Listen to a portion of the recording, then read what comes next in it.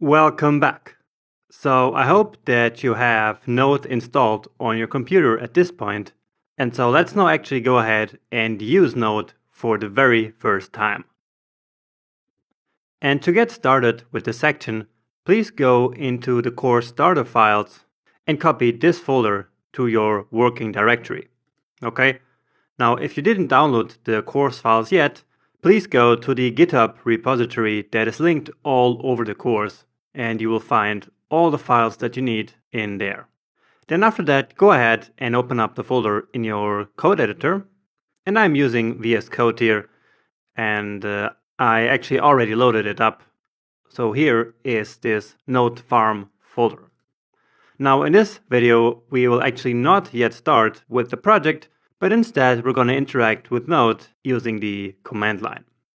And for that, I'm going to use the built-in terminal that VS Code has, hitting Control backtick for that. So this command that you see here actually, or you can go to View and Terminal. Now if you prefer to use another application for the terminal, that's fine as well, but throughout this course, I'm always going to use the terminal that is built in right into VS Code, so that we don't have to jump around between different windows so much.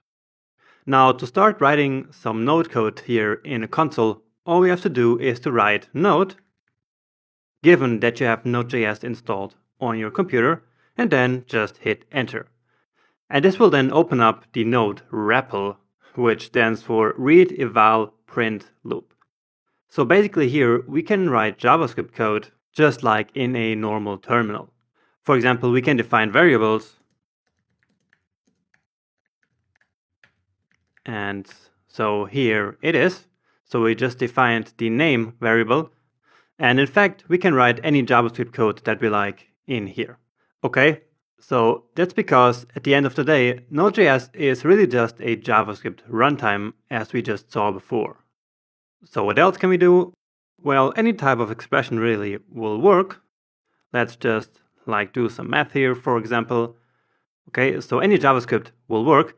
And you see that we actually defined this variable here using const. So that is ES6. And that is absolutely no problem in Node.js. So it supports ES6 in all the newer versions out of the box without any problem. That's because we're not running this JavaScript in any browser, but it will always run on the server. Okay, so in fact, we just took JavaScript out of the browser and we're running it inside of this Node application.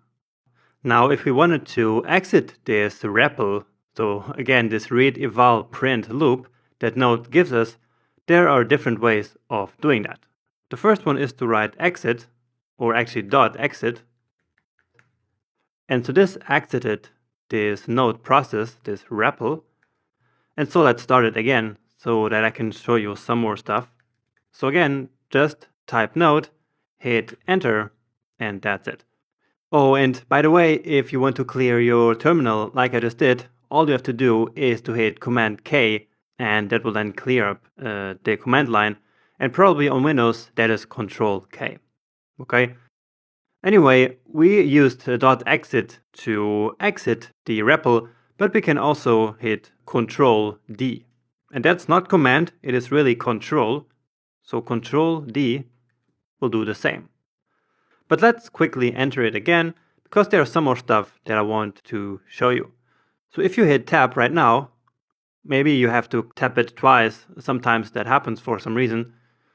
But anyway, by hitting tab, you can see all the global variables that are available in Node.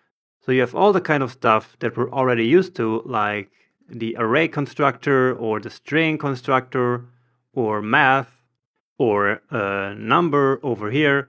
But then there's also all kinds of stuff that belongs to Node. For example, you have HTTPS and FS or crypto, and these are Node modules that we're going to talk more about a bit later in the section. But for now, you see that we have all kinds of global variables that we can access whenever we want in Node.js. Okay? Also, another nice trick is the underscore variable. So let me first show you something. So another calculation, for example, 3 times 8 gives 24. And now we can use underscore plus 6. And so this will give us 30. And so that means that underscore is basically your previous result. So we had 24, and so underscore here is 24 now. And 24 plus 6 makes 30. So if we now did underscore minus 30, that will give us 0, right? And yeah, it did. Okay, and finally, the tab that you just pressed before, you can also press that, for example, on one of these constructors that we already know, like string. So string dot, and now by hitting tab, you can see all the methods or properties that are available to us.